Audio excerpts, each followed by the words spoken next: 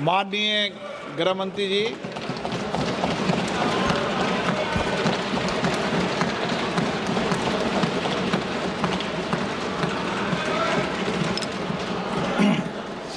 माननीय अध्यक्ष जी, आज जो मेरे साथी मंत्री बिल लेकर आए हैं उसके समर्थन में मैं खड़ा हुआ।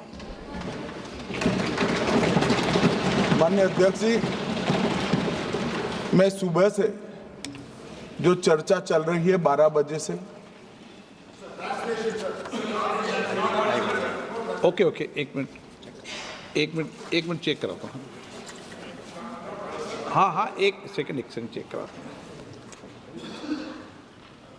एक सेकंड में करा रहे हैं, चेक कर रहे हैं। माननीय अध्यक्ष जी, 2 मिनट लगता है कभी। सुबह से जो चर्चा चल रही है उसको मैंने बारीकी से सुना है। मुझे लगता है या तो निर्दोष भाव से या तो राजनीतिक कारणों से ढेर सारी भ्रांतियां कई सदस्यों के मन में भी है और कई सारी भ्रांतियां सदन के माध्यम से, आपके माध्यम से पूरे देश भर में फैलाने का प्रयास भी हो रहा है। बिल पर चर्चा का जवाब तो माननीय रिज्जू साहब देंगे। मैं कुछ बातें यहां रखी है, इसको मेरी समझ के हिसाब से क्लैरिफाई करने का जरूर प्रयास करूंगा। मन ये वक्त एक अरबी शब्द है। वक्त का इतिहास मान्यवर कुछ हदीसों से जुड़ा हुआ मिलता है और आजकल जिस अर्थ में वक्त शब्द का प्रयोग किया जाता है, इसका मतलब है अल्लाह के नाम पर संपत्ति का दान, पवित्र धार्मिक उद्देश्यों के लिए संपत्ति का दान। मान्यवर वक्त का समकालीन अर्थ, अभी जो अर्थ हम समझ रहे हैं, वो इस्लाम के दूसरे खलीफा श्री उमर के समय में अस्तित्व में आया। एक प्रकार से इसकी आज की भाषा में व्याख्या करें तो वक्फ एक प्रकार का चैरिटेबल एंडोनमेंट है और जहां एक व्यक्ति संपत्ति, भूमि या मूल्यवान संपत्ति धार्मिक या सामाजिक भलाई के लिए दान करता है बिना उसको वापस लेने के उद्देश्य से, वहां वक्फ की रचना करती। इसमें दान देता है, वो शब्द का बड़ा महत्व है। दान उस चीज का ही कर्ज किया जा सकता है जो हमारा है। सरकारी संपत्ति का दान मैं नहीं कर सकता मान्यवर, किसी और की संपत्ति का दान मैं नहीं कर सकता। दान उसी चीज का किया जाता है जो हमारा है। मान्यवर, इसी विषय पर ये सारा जो बहस चल रहा है। भारत का जहां तक सवाल है, दिल्ली में सल्तनत काल के प्रारंभ में मुइज़्ज़ुद्दीन घोरी के समय पर पहली बार वक्फ अस्तित्व में आया। अंग्रेजों के जमाने में 1863 के धार्मिक दान अधिनियम से चलता था। बाद में चैरिटेबल प्रॉपर्टीज एक्ट 1890 से चला। उसके बाद 1913 में मुसलमान वक्फ वैलिडेटिंग एक्ट अस्तित्व में आया। तब तक ये सारी प्रक्रियाएं चैरिटेबल एक्ट के तहत चलती थी। मान्यवर, आजादी के बाद वही एक्ट को 1954 में वक्फ के केंद्रीकरण के लिए बदला गया। 95 में वक्फ न्याय अधिकरण और वक्फ बोर्डों की स्थापना की। अब ध्यान से सुनिएगा मान्यवर, वक्फ परिषद और वक्फ बोर्ड ये 1995 से आए। ये पूरा झगड़ा जो चल रहा है, आपने नॉन हिंदू को रख दिया और नॉन मुस्लिम को रख दिया, गैर मुस्लिम को रखा। वो झगड़ा वक्फ में दखल करने का है। पहले तो वक्फ में कोई गैर इस्लामिक सदस्य आएगा ही नहीं, ये स्पष्टता समझ लीजिए। ना मुतवल्ली गैर इस्लामिक होगा, ना वाकिफ गैर इस्लामी होगा। मान्यवर, वहां कोई प्रोविजन नहीं है। जो धार्मिक संस्थाओं का संचालन करते हैं उसमें कोई गैर मुस्लिम व्यक्ति रखने का प्रावधान किया भी नहीं है, हम करना भी नहीं चाहते हैं मान्यवर। इसलिए जो बड़े बड़े भाषण करते हैं कि समानता का अधिकार चला गया, दो धर्मों के बीच में समानता नहीं रही, मुसलमानों के धार्मिक अधिकारों के बीच में दखल खड़ी हो जाएगी, कुछ नहीं होने वाला मान्यवर। इस दृष्टि से देखें तो 1995 तक वक्फ की काउंसिल और वक्फ बोर्ड था ही नहीं, वो तो 95 से आया। और मान्यवर, ये जो भ्रम खड़ा किया जाता है कि ये एक मुस्लिम भाइयों के धार्मिक क्रियाकलापों के अंदर, उनके दान की हुई संपत्ति के अंदर दखल करने का है, ये बहुत बड़ी भ्रांति फैलाकर माइनॉरिटी को डराकर अपनी वोट बैंक खड़ी करने के लिए किया जा रहा है मान्यवर। कहां पर गैर मुस्लिम सदस्य रखे जाएंगे? परिषद में और वक्फ बोर्ड में। उसका काम क्या है? उनका काम धार्मिक क्रियाकलापों को कुछ चलाने का नहीं है। वो शुद्ध रूप से वक्फ का जो कानून, दान के लिए किसी ने दी हुई संपत्ति, उसका एडमिनिस्ट्रेशन अच्छे से चल रहा है नहीं चल रहा है, कानून के हिसाब से चल रहा है नहीं चल रहा है, या तो दान जिस चीज के लिए दिया गया, इस्लाम धर्म के लिए दिया गया, गरीबों के भोजन के लिए दिया गया, गरीबों के उद्धार के लिए, वो उद्देश्य के लिए इसका उपयोग हो रहा है नहीं हो रहा है, इसका नियमन करने का काम है मान्यवर। अब मैं इसको मान्यवर बाकी सारे धर्मों के साथ कंपैरिजन करते हैं और कहते हैं दखल किया है, मैं उसको स्पष्ट करना चाहता हूं। मान्यवर, वक्फ जो है वो हमारे यहां ट्रस्ट एक्ट है, इसमें ट्रस्ट है। तो ट्रस्ट के अंदर जो ट्रस्ट को बनाते हैं वो ट्रस्टी होते हैं और एक मैनेजिंग ट्रस्टी होते हैं। वक्फ में वाकिफ होता है, वक्फ होता है और मुतवल्ली होता है। ये सारे इस्लाम के अनुयायी हैं। अरे भाई, आप कह रहे हो, हम तो कह रहे हैं क्योंकि इसका वक्फ शब्द ही इस्लाम से आया है, इसलिए हम कह रहे हैं कि वक्फ वो ही कर सकता है जो इस्लाम का अनुयायी हो। अब आप उसका विरोध कर रहे हो, तो आप तो वक्फ में भी नॉन इस्लामिक आदमी चाहते हो। मान्यवर क्या कह रहे हैं? हम इसलिए कह रहे हैं कि वक्फ वो ही कर सकता है जो प्रैक्टिसिंग इस्लाम को प्रैक्टिस करता होगा, क्योंकि मान्यवर इसकी उत्पत्ति ही इस्लाम के सिद्धांतों से हुई है। अब मान्यवर, वक्फ धार्मिक हुआ, वक्फ बोर्ड नहीं हुआ, वक्फ परिषद भी नहीं हुई। अरे सुनो भाई, मान्यवर, ट्रस्ट के अंदर ट्रस्टी जो होते हैं, जो चर्च होगा तो क्रिश्चियन होंगे, पारसी भी होंगे, पारसी के लिए वो ट्रस्ट होगा, तो हिंदू होगा तो हिंदू के लिए। अब चैरिटी कमिश्नर हम कहेंगे कि भाई मुस्लिम क्यों आया? मुझे बताओ, चैरिटी कमिश्नर एक्ट में मुसलमान चैरिटी कमिश्नर बन सकता है या नहीं बन सकता है? उसको ट्रस्ट नहीं चलाना है, उसको चैरिटी के कानून के हिसाब से वो ट्रस्ट चले, उसकी देखरेख करनी है। ये धार्मिक नहीं है, ये धर्म का काम नहीं है मान्यवर, ये एडमिनिस्ट्रेटिव वर्क है। और इसलिए तो फिर चैरिटी कमिश्नर हिंदू होगा तो वो क्रिश्चियनों के ट्रस्ट का कैसे देखरेख करेगा? चैरिटी कमिश्नर क्रिश्चियन होगा तो जैनियों के और हिंदुओं के ट्रस्ट का कैसे देखरेख करेगा? अब बताओ कि सारे ट्रस्ट के चैरिटी कमिश्नर अलग अलग बन, देश तोड़ दोगे आप लोग। तोड़ दोगे। हमने साहब, मैं अभी भी आपके माध्यम से, इस सदन के माध्यम से देश भर के मुसलमान भाइयों बहनों को कहना चाहता हूं, आपके वक्फ में एक भी नॉन मुस्लिम नहीं आएगा। ये एक्ट में ऐसा कोई प्रावधान नहीं। मगर जो वक्फ बोर्ड है और वक्फ परिषद है, उसका काम क्या है?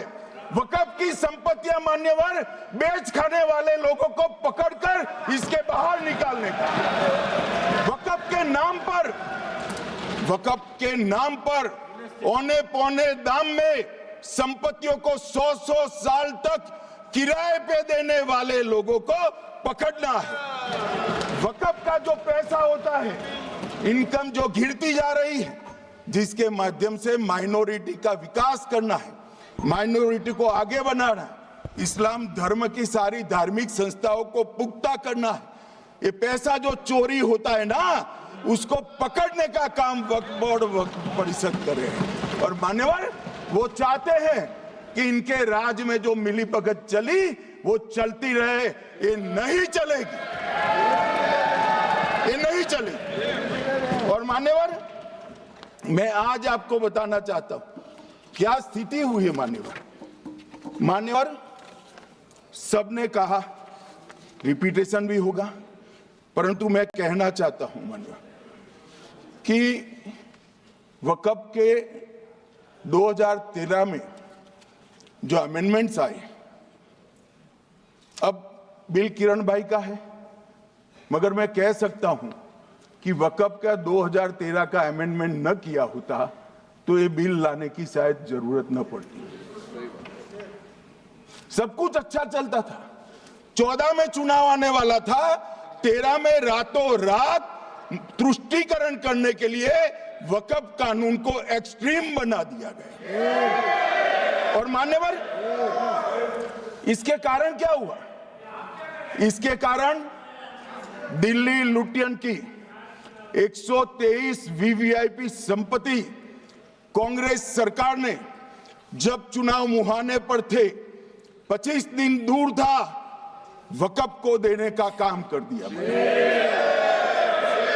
दिल्ली वक्फ बोर्ड ने उत्तरी रेलवे की भूमि वक्फ के नाम घोषित कर दी।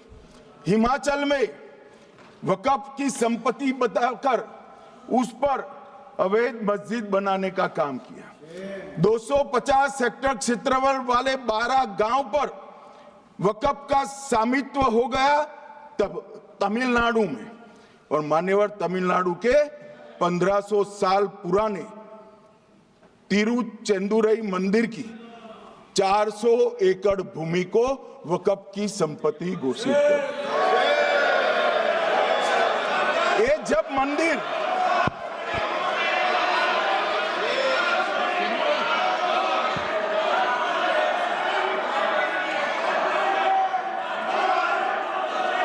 आपको मौका मिले जब अपनी बात कह देना, प्लीज बैठिए। मान्यवर, कर्नाटक की, आपको मौका मिले जब अपनी बात कह देना, आप भी बहुत मिसलीड करते हैं। बैठिए गृह मंत्री जी। मान्यवर, कर्नाटक की मणिपट्टी समिति का रिपोर्ट में पढ़ रहा हूं, इसमें मेरा कुछ नहीं है, खड़े मत हो जाना। ये मणिपट्टी समिति का रिपोर्ट है। 29,000 एकड़ भूमि वक्फ की बिजनेस के उपयोग के लिए किराए पर दे दी। मान्यवर, 2001 से 12 के बीच 2 लाख करोड़ की वक्फ की संपत्ति निजी संस्थानों को हस्तांतरित कर दी 100 साल की लीज पर। मान्यवर, बेंगलुरु में उच्च न्यायालय में बीच में पढ़ना पड़ा, 602 एकड़ भूमि को जब्त करने से रोकना पड़ा।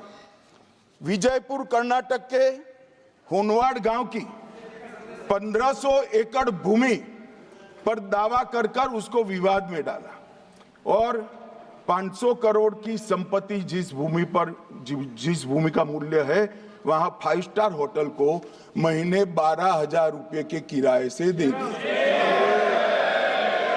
अब मान्यवर ये कहते हैं कि इसका हिसाब किताब न करो, इसकी देखरेख न करो। भाई ये पैसा जो है देश के गरीब मुसलमान का है, ये गन्ना सोटों की चोरी के लिए नहीं, ये इसको रोकने के लिए। और इनके जो ठेकेदार बैठे हैं मान्यवर, ये यहाँ गरज गरज कर बोलते हैं, खुद तो समझे बगैर बोलते हैं, कुछ समझ कर बोलते हैं। उनको लगता है कि इससे हम जीत जाएंगे।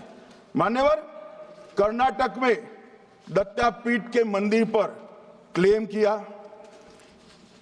तालीपरंबा 75 साल पुराने एक दावे के आधार पर 600 एकड़ जमीन का दावा किया और ईसाई समुदाय की भी ढेर सारी जमीनों पर कब्जा कर लिया गया। मान्यवर, आज देश के कई गणमान्य चर्च और चर्च के समूह वक्फ बिल का समर्थन कर रहे हैं। उनको लगता है कि इसका विरोध कर हम मुस्लिम भाइयों की सिंपैथी जीतकर अपनी वोट बैंक पक्का करेंगे, उसमें कोई फायदा नहीं होगा अखिलेश। इसलिए कि 4 साल में मुस्लिम भाइयों को मालूम पड़ जाएगा कि ये कानून तो उनके फायदे में है। और इसके साथ ये दक्षिण के सारे जो सांसद बोल रहे हैं, अपनी अपनी कॉन्स्टिट्यूएंसी में सारे चर्च को मान्यवर नाराज कर रहे हैं, उनको पता नहीं, सारे चर्च को नाराज कर रहे हैं। सारे चर्च ने रिजोल्व किया है कि हम खिलाफ इसका हम समर्थन करते हैं। मान्यवर, तेलंगाना में 66,000 करोड़ की 1700 एकड़ जमीन पर दावा कर दिया। असम में मोरीगांव जिले की 134 एकड़ भूमि पर दावा हुआ। बिहार का मैं लालू जी के कोर्ट के साथ बाद में बताता हूं। गुरुद्वारा से संबंधित हरियाणा की 14 मरला भूमि को वक्फ को सौंप दिया। और मान्यवर, प्रयागराज में चंद्रशेखर आजाद पार्क को भी वक्फ घोषित किया। और मान्यवर, महाराष्ट्र के वडानगे गांव में महादेव की मंदिर पर दावा किया और बीड में कंकलेश्वर मंदिर की 12 एकड़ जमीन वक्फ बोर्ड ने जबरन ले ली। मान्यवर, ये सब जब जो चल रहा है, इसमें आज भी मैं स्पष्ट करना चाहता हूं, वक्फ जो कि मुस्लिम भाइयों की धार्मिक क्रियाकलाप और उनके बनाए हुए दान से ट्रस्ट है, उसमें सरकार कोई दखल करना नहीं चाहती है। मुतवल्ली भी उनका होगा, वाकिफ भी उनका होगा, वक्फ भी उनका होगा। परंतु वक्फ की संपत्ति, इसका रख रखाव ठीक से हो रहा है नहीं। वक्फ का संचालन कानून के हिसाब से हो रहा है, निजी उपयोग के हिसाब से। सैकड़ों साल पहले किसी बादशाह ने दान किया, हमारी भाषा में कहो तो धर्मादा किया। अब इसकी संपत्ति को आप 12,000 रुपये में 5 सितारा होटल बनाने के लिए दे देते हो, ये उचित है क्या भाई? वो पैसा गरीब मुसलमान के कल्याण के लिए करिए, तलाकशुदा महिलाओं के कल्याण के लिए करिए, जो अनाथ बच्चे हैं उसके कल्याण के लिए करिए। मान्यवर, ये करने की जगह बेरोजगार मुसलमान युवाओं के लिए स्किलिंग का काम करिए। लाखों करोड़ों रुपए की भूमि मान्यवर, और इनकम 126 करोड़ रुपया। रेलवे की जितनी जमीन है, जिसमें हजारों करोड़ लाखों करोड़ का रेलवे का कारोबार चलता है, इतनी भूमि वक्फ के पास है और इनकम 126 करोड़ रुपए। मान्यवर कहते हैं कि इनकम का क्या उद्देश्य है?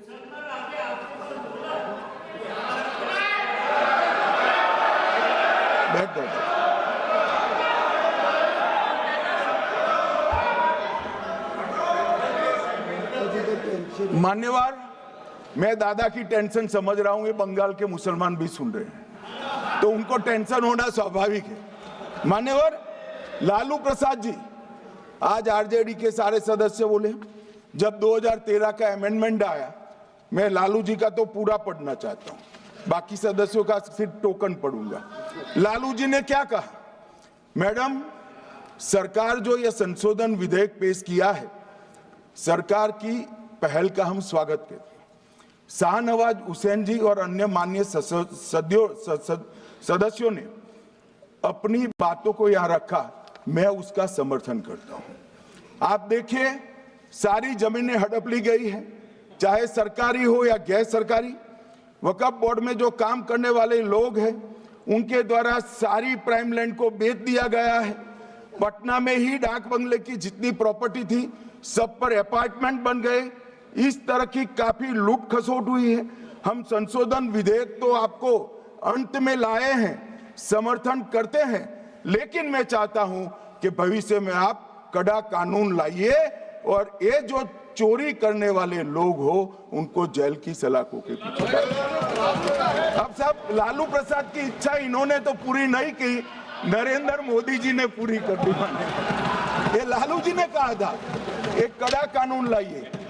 मान्यवर शरीफुद्दीन शरीफ उन्होंने कहा मंत्री जी समझते हैं कि शायद इससे मुसलमानों का वोट मिल जाएगा, लिहाजा मुसलमान लोगों ने भी खुद ही तबाही मचाई है, इसलिए मैं गुजारिश करूंगा कि इसके लिए आप सख्त कानून बनाइए, उनके हाथों में हथकड़ियां पहनाइए और जो उनके कब्जे किए हैं वो जमीनों बेचकर गरीब और तलाकशुदा मुस्लिम बहनों का कल्याण करिए। इसके बाद श्री हमीदुल्लाह सैयद लक्षद्वीप से थे, उनका भी इसी टोन का भाषण है।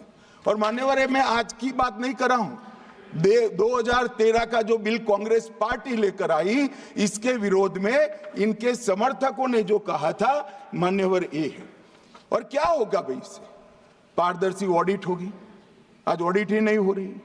रिपोर्ट ऑनलाइन जमा करने की सिस्टम नहीं है, वो होगी, रिपोर्ट देनी पड़ेगी, बैलेंस शीट जमा करनी पड़ेगी, ऑडिट होगी, कैग के रिटायर्ड ऑफिसर ऑडिट करेंगे और मान्यवर पारदर्शिता आएगी। इससे क्यों डरना चाहिए किसी को? पारदर्शिता से क्यों? और वक्फ बोर्ड और वक्फ परिषद, इसका कोई ऑर्डर हम ऐसा नहीं लिख रहे हैं कि कोर्ट में नहीं जा सकते। आपने तो कर दिया था कि एक ऑर्डर को कोई कोर्ट में चैलेंज ही नहीं कर सकता, पूरा संविधान वहां समाप्त कर दिया मान्यवर। और मान्यवर, हम तो इसको कहते हैं कि कोई भी चैलेंज कर सकता है कायदे की अदालत में। इस देश में संविधान का राज है, ग्रीवेंसेस जिसका भी हो कोर्ट में जा सकता है। 2013 में जिसकी भूमि हड़पी, इसके ग्रीवेंसेस को भी कोर्ट के फोरम से बाहर करने का पाप एक कांग्रेस पार्टी ने किया। मान्यवर, एक अफवाह और फैला रहे, रिट्रोस्पेक्टिव इफेक्ट से आ रहा है। मैं स्पष्ट कर देना चाहता हूं, इस सदन में बोलने के वक्त जिम्मेदारी के साथ बोलना चाहिए। अगर ये कानून का पहला पेज और तीसरी तक धाराएं भी पड़ी होती तो इसमें स्पष्ट लिखा है ये कानून का अमल जिस दिन पारित होने के बाद भारत सरकार नोटिफिकेशन बाहर निकालेगी उस दिन के बाद होगा। मतलब रिट्रोस्पेक्टिव इफेक्ट नहीं है, मगर मुस्लिम भाइयों को डराया जा रहा है कि रिट्रोस्पेक्टिव इफेक्ट से आएगा। मान्यवर, ये कह रहे कलेक्टर क्यों रखा है? मुझे एक बात बताओ भाई, जो बता सकते हैं। अगर किसी मंदिर के लिए जमीन खरीदनी है तो जमीन की मालिकी किसकी है वो हमारे देश में कौन तय करता है? सबको मालूम है, कलेक्टर करता है सर, रेवेन्यू ऑफिसर वही है। तो अगर वक्फ की भूमि जो वक्फ कर रहा है उसकी है या नहीं है, इसकी जांच कलेक्टर करे तो इसमें आपत्ति क्या है? वक्फ तो दान है भाई, और दान अपनी संपत्ति का किया जा सकता है, किसी और की संपत्ति का नहीं किया जा सकता।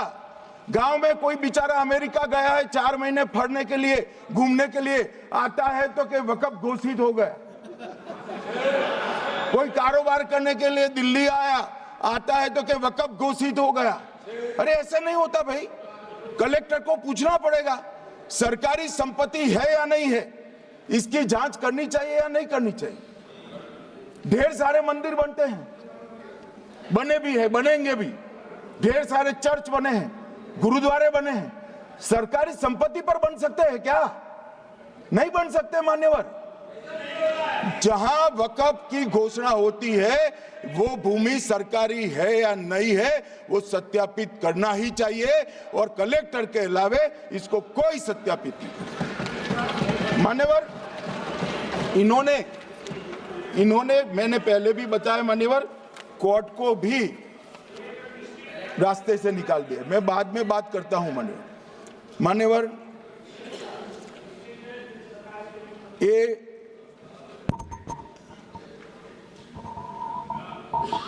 मान्यवर एक उपयोग के आधार पर वक्त की समाप्ति। मान्यवर ये कह रहे हैं कि सैकड़ों सालों से वहां प्रैक्टिस है। अब वो तो वक्फ रजिस्टर हो गया, आपने घोषित कर दिया, वक्फ में रजिस्टर भी हो गए, अब इसका सवाल नहीं है। मगर सैकड़ों साल की प्रैक्टिस, मुगलों के समय की प्रैक्टिस आज घोषित की जा सकती है क्या? अगर वहां नमाज पढ़ रहे हैं तो लोग देखते होंगे, कब्रिस्तान होगा लोग देखते होंगे, दरगाह होगी तो लोग देखते होंगे, और घोषित भी हो चुका होगा, रजिस्टर भी हो चुका होगा। अब अगर आप वक्फ घोषित करना है तो उसको ऐसे नहीं कर सकते मान्यवर, अधिकृत करना चाहिए। मान्यवर, जो दूसरा सुधार लेकर आए किरण जी, वो ही है कि धारा 36 में वक्फ संपत्तियों को बिना किसी स्पष्ट प्रक्रिया से, मालिकी की प्रक्रिया से पंजीकृत नहीं किया जा सकता। मान्यवर, अपील का प्रावधान वर्तमान में अधिनियम में ट्रिब्यूनल के निर्णय के खिलाफ अपील करने का कोई प्रावधान नहीं है।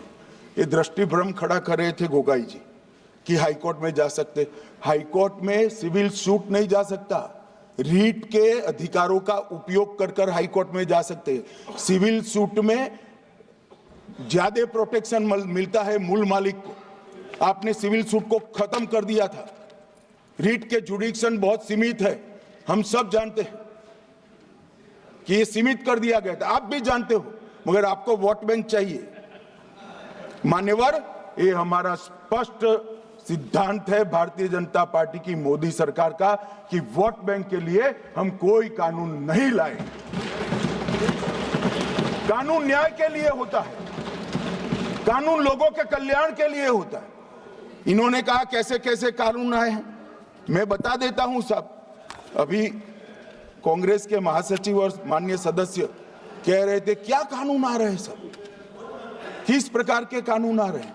मान्यवर, इसी सदन में नरेंद्र मोदी सरकार ही महिलाओं को 33% आरक्षण का कानून लाई।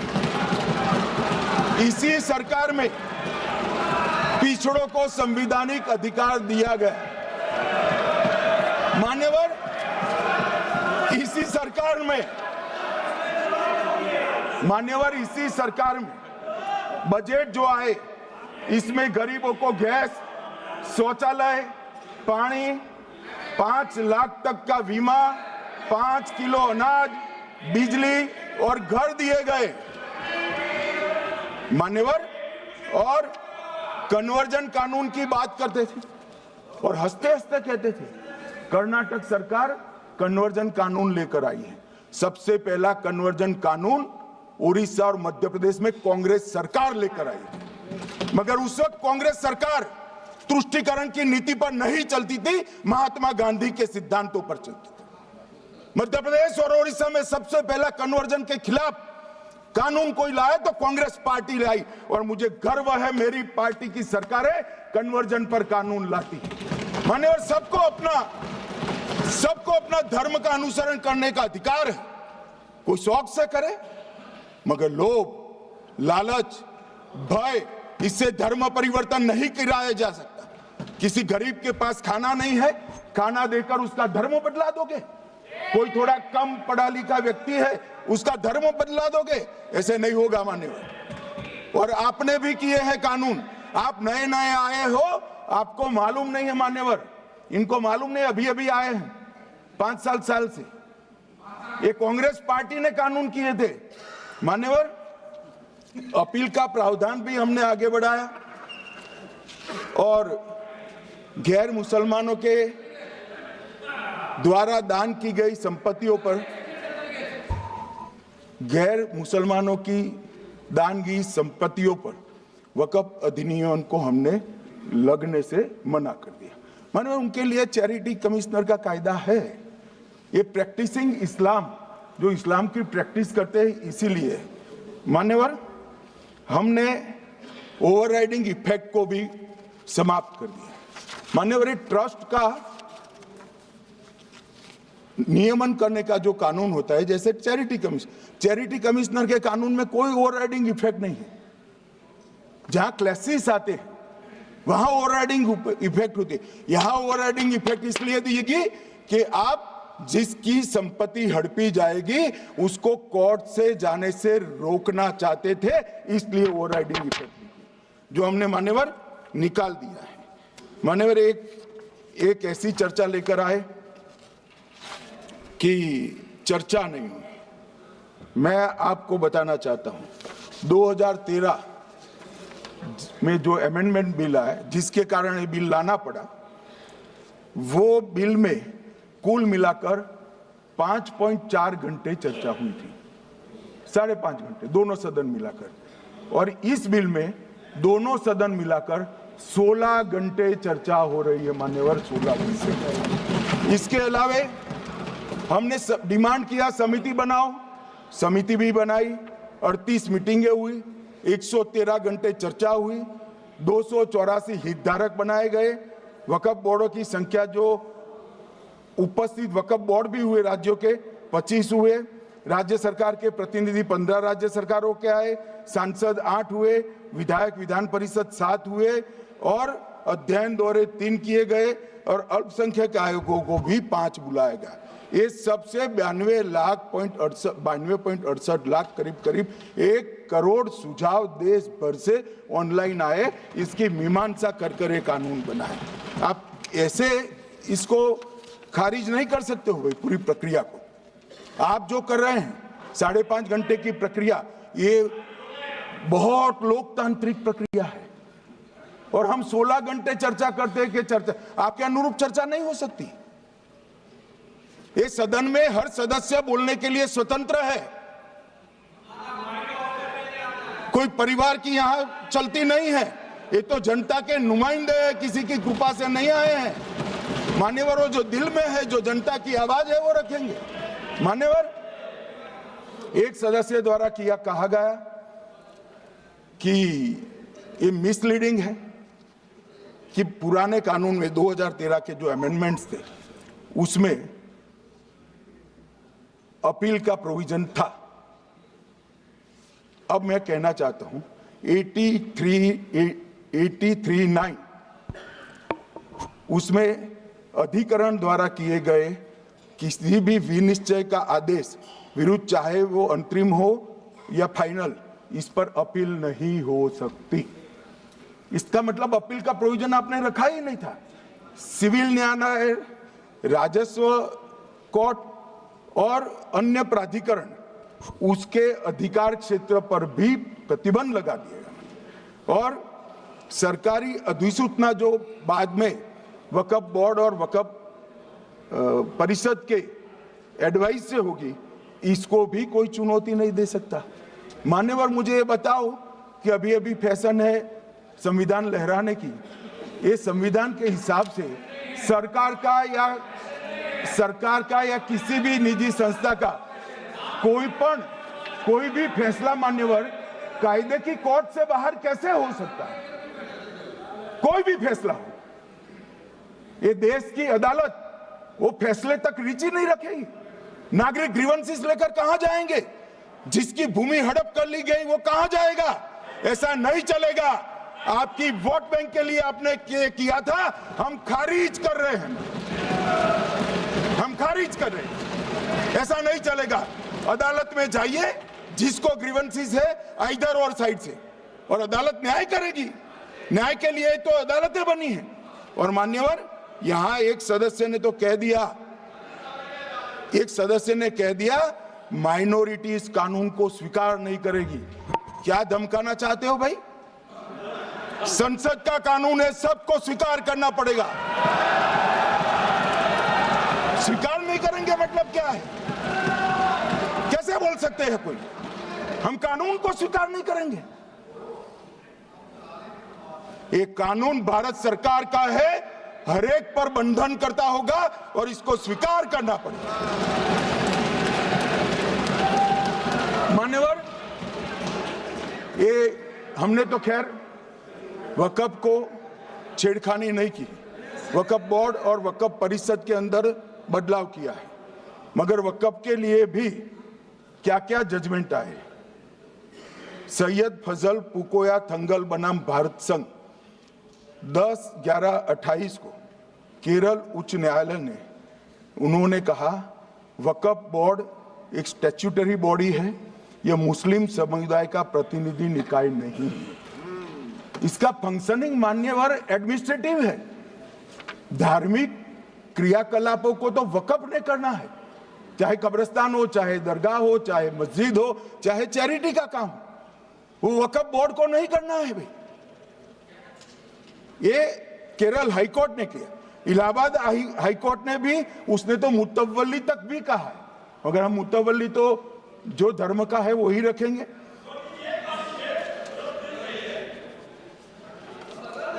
मान्यवर, इन्होंने कहा एक मुतवल्ली के कर्तव्य विशुद्ध रूप से धर्म निरपेक्ष कैरेक्टर है, मगर हम मुतवल्ली को छू नहीं रहे। मान्यवर ये कह रहे थे,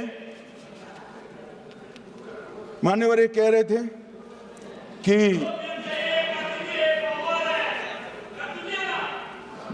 मान्यवर ये कह रहे थे कि कोई गड़बड़ियां नहीं हुई। मान्यवर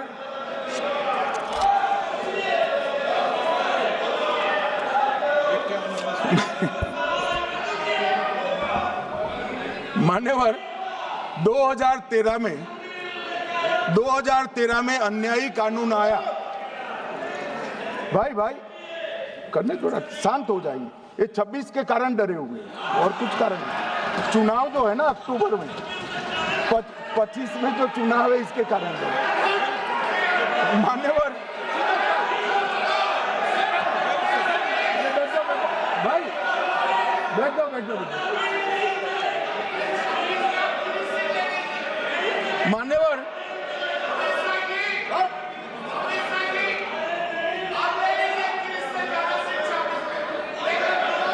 बैठ जाओ। बंगाल में आकर कहूंगा ये राजनीतिक हिसाब किताब का अखाड़ा नहीं है, छाती पर ठोक कर कहूंगा ज्यादा सिखाएंगे।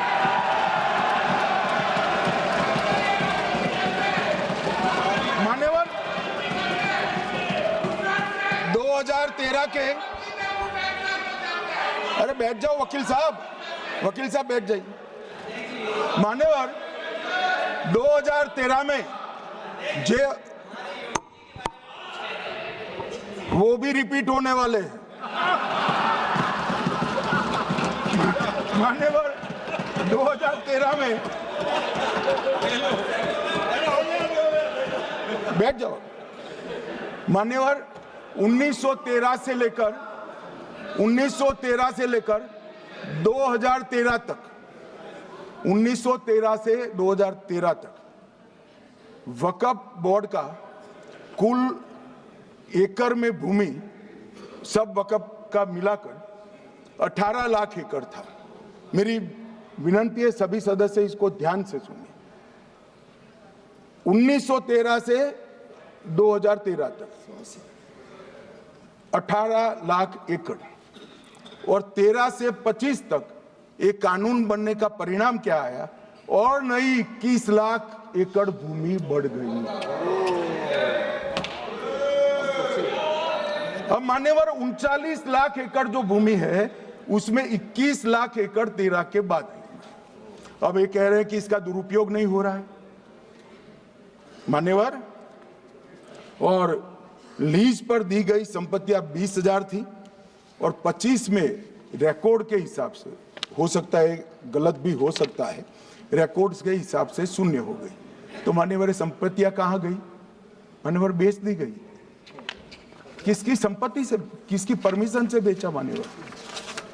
मान्यवर मैंने पहले ही कह दिया कि केरल और देश भर के Catholic bishop council, Catholic bishop conference of India, Catholic Congress Kerala, भारतीय कैथोलिक धर्मगुरुओं की महासभा, केरल चर्चों की संयुक्त परिषद, कैथोलिक कांग्रेस केरला, ये सब ने इस बिल का समर्थन करा है और कहा है अन्यायी 2013 का सुधार। हम अकेले नहीं कह रहे मान्यवर। और मान्यवर, इसी एक्ट में हमने एक बात कही कि जो योगदान था वक्फ बोर्ड का वो 7% से घटाकर 5% कर दिया। मान्यवर, अब ये जो कह रहे हैं ये मुसलमान भाइयों के हित में कह रहे हैं जिसका विरोध कर रहे हैं या अहित में? अगर 7 से 5% हमने कम किया तो ये कहां जाएगा? वो वक्फ में रहेगा। वक्फ बोर्ड का कम किया है। जो मस्जिद चल रही है उसको हमने 2% बढ़ाया है। ये उल्टा समझ रहे हैं मान्यवर। ये बिल जमीनों की सुरक्षा प्रदान करेगी मान्यवर। किसी की जमीन अब घोषणा मात्र से वक्फ नहीं बनेगी, उसको प्रोटेक्शन मान्यवर। पुरातत्व विभाग और एएसआई की जमीन को हम सुरक्षा देंगे। आदिवासी भाइयों की शेड्यूल 5 और शेड्यूल 6 की जो जमीन है वो सुरक्षित हो जाएगी। निजी संपत्ति जो आम नागरिकों की है वो भी सुरक्षित हो जाएगी। और वक्फ करने के लिए स्वामित्व को दान तो साहब अपनी संपत्ति का ही कर सकते हैं, गांव की संपत्ति का दान नहीं कर सकते। तो वक्फ निजी संपत्ति से ही स्वामित्व के बगैर नहीं हो पाएगा। इसमें पारदर्शिता लाने के लिए सूचना की प्रक्रिया को दाखिल किया गया है। वक्फ बोर्ड की वक्फ की जो संपत्ति घोषित करने की अधिकार थे उसको समाप्त कर दिए। कलेक्टर से सर्टिफाइड कराना पड़ेगा और नए वक्फ पारदर्शी तरीके से पंजीकृत भी करने पड़ेंगे। रजिस्ट्रेशन के बगैर कोई संस्था नहीं चल सकती। और मुस्लिम ट्रस्ट अब तक के जो है उसको हमने इस जो माफ करना, कई सारे ऐसे मुसलमान भाई हैं जो वक्फ के कानून को अंदर दायरे में आना नहीं चाहते। मुझे मिले थे वोरा समाज वाले, वोरा समाज है, अहमदिया है, कई सारे ऐसे समुदाय हैं, सिया भी है, पसमंदाओं के भी कुछ ट्रस्ट हैं। वो सभी को मैं एक आनंद का समाचार देना चाहता हूं, अब मुसलमान भी ट्रस्ट एक्ट के अंदर अपना ट्रस्ट रजिस्टर करा सकता है। इसके लिए कंपलसरी नहीं है कि वो वक्फ के कानून में भी जाए, चैरिटी कमिश्नर एक्ट के तहत वो करने वाला है। मान्यवर, भूमि के रिकॉर्ड का कार्यालय होगा, समाचार पत्र और क्षेत्रीय भाषाओं में इसकी एडवर्टाइज दी जाएगी। ढेर सारे प्रावधान मान्यवर इसके अंदर किए हैं। महिला, सिया, पसमंदा, वोरा, अहमदिया, उनका हमने समावेश किया ही है। और उन्होंने कहा, मैं सुन रहा था मान्यवर, एक फैशन हो गई, राम जन्मभूमि का मंदिर बनाने की बात आई तो इस देश के अंदर खून की नदियां बह जाएगी, मुसलमान रोड पर आ जाएगा, मुसलमानों का ये हो जाएगा, वो जहां ट्रिपल तलाक, फिर से डर, सीए आया कि मुसलमानों की नागरिकता चली जाएगी। जिन जिन ने भाषण किया है, एक मुसलमान की नागरिकता गई है तो बता दो। मुसलमान भी जानता है। और मैं तो आपके माध्यम से देश के मुसलमानों को अपील करना चाहता हूं मान्यवर, मैंने बहुत झेला है। ये कहते थे कि सीए कानून मुसलमानों की नागरिकता लेने 2 साल हो गए, एक भी मुसलमान की नागरिकता गई है तो सदन के पटल पर रखी। कितना झूठ फैलाया इन्होंने। मान्यवर, धारा 370 हटाई, ये कह रहे थे मुसलमानों का ये हो जाएगा, वो हो जाएगा, फिर से उमर अब्दुल्ला जीत कर आज शासन करें। आतंकवाद समाप्त हो गया, विकास शुरू हो गया, पर्यटन बढ़ गया। मान्यवर, एक कांग्रेस पार्टी और उसके साथियों ने मुसलमान भाइयों को डरा डरा कर अपनी वोट बैंक खड़ी करने का काम किया। हम नहीं डरा रहे मुसलमानों को? आप डरा रहे हो भाई, आप कह रहे हो ये हो जाएगा। मैं कहता हूं इस देश के नागरिक को किसी भी धर्म का हो कोई आंच नहीं आएगी मान्यवर, ये नरेंद्र मोदी सरकार का सरकार। मान्यवर,